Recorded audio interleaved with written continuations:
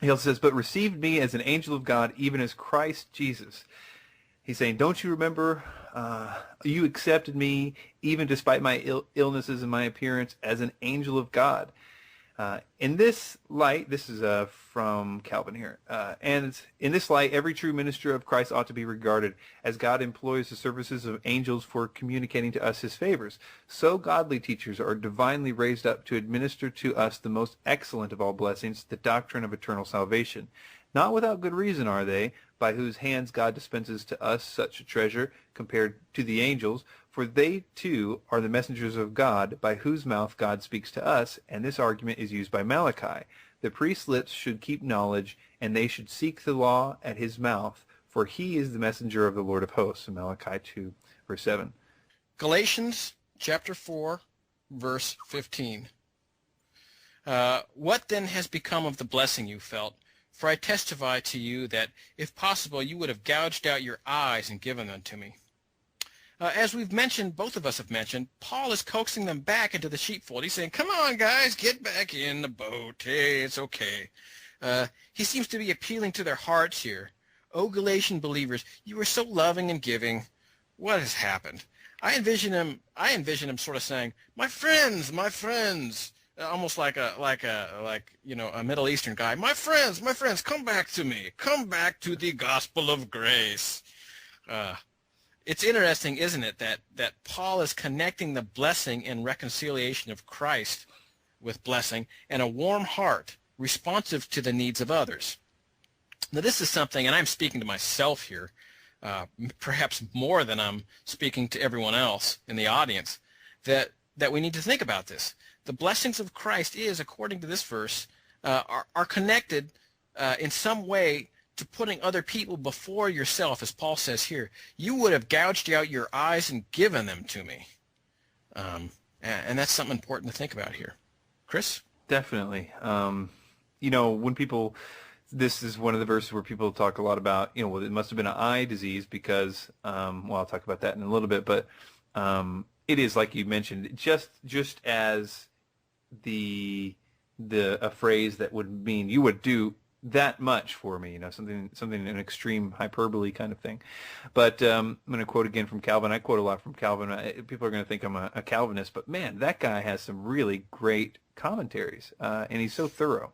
It's so fascinating to see on the notice on Calvin.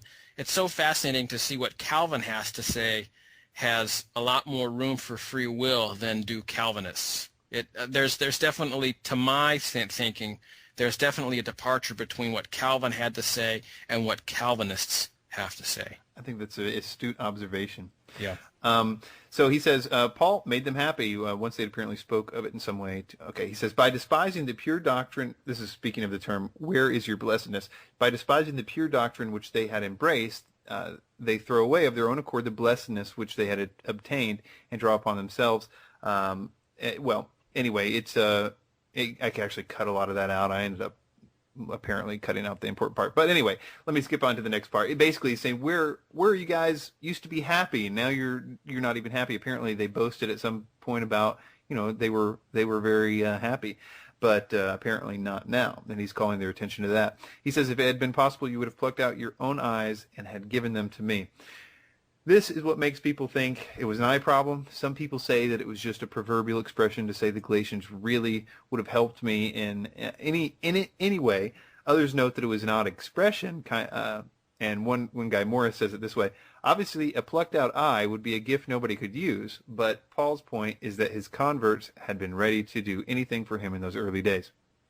But I think in context, it makes the most sense that there was some form of eye problem that Paul had, and therefore it makes good sense for Paul to say, well, giving an example of their initial love for him during his missionary journey, where he had some sort of physical problem that was hard to look at. He says, if it had been possible, you would have plucked out your own eyes and given them to me.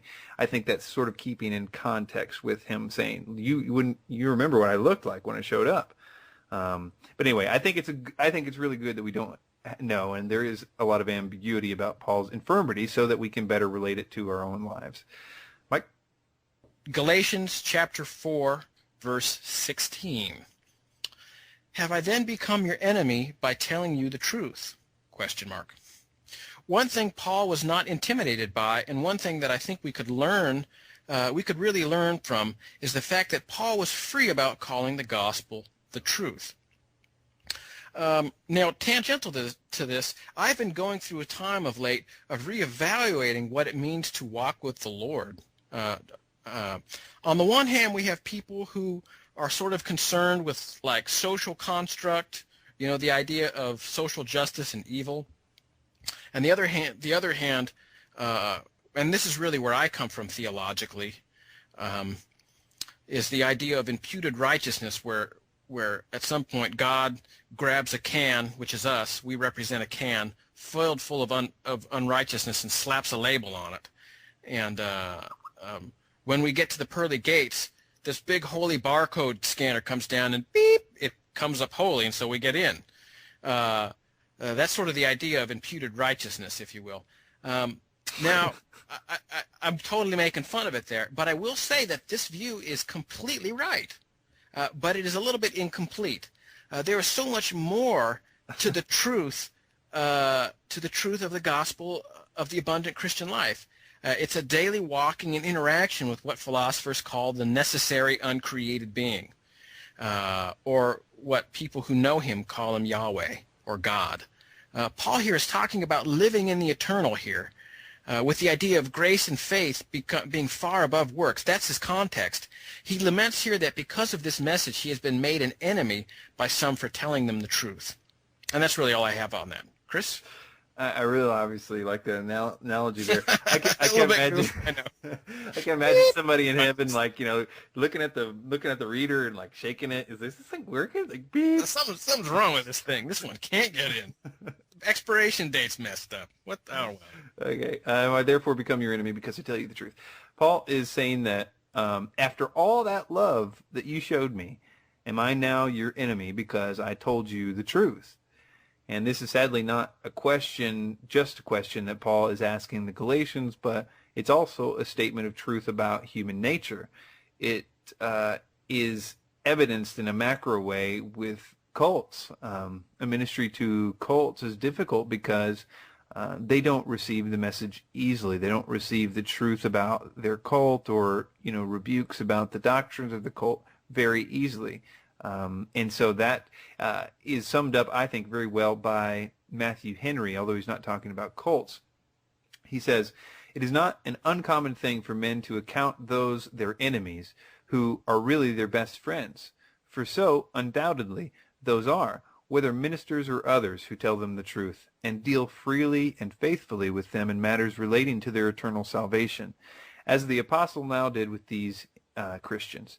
Ministers may sometimes create enemies to themselves by faithful discharge of their duty. For this was the case of Paul. He was accounted their enemy for telling them the truth. Yet ministers must not forbear speaking the truth for fear of offending others or drawing their displeasure upon them.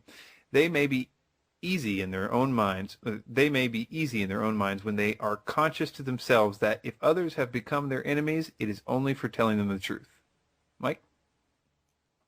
Beep. Holy. Sorry. I'm sorry. Let's see. Galatians chapter 4, verse 17. "They make much of you, but for no good purpose. They want to shut you out, that you may make much of them." Now, this is really a great way to look at the why of many of the New Age, Two-Age teachers do what they do. They want to shut you out, that you will make much of them and buy their products. It appears that what's going on is the teachers to which Paul is speaking against here, they are speaking into the ears of the followers. And I can perhaps hear them saying things like, "Oh, you are so right and good. You have really got it together, and Jesus really is the Messiah. Now, here you need to do just one or few more things. Oh, you're so good. Just add all of these things here," and then they drop a big book on the table. I don't have a big book to drop here within arm's reach. And you do all these things, it's going to make you holy. And the reason they are doing this was because they wanted others to make much of them, in action and be like, "Oh, you guys, you're so right. Oh, my gosh." And doing this was shutting them out of the gospel in the process. Chris?